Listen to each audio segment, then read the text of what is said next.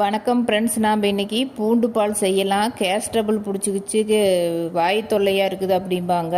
அதனால் பால் 1/2 டம்ளரு, தண்ணி 1/2 டம்ளரு, பூண்டு 2, இது ரெண்டையும் கொதிக்க வச்சுட்டு நம்ம பூண்டு எடுத்து போட்டுக்கலாம்.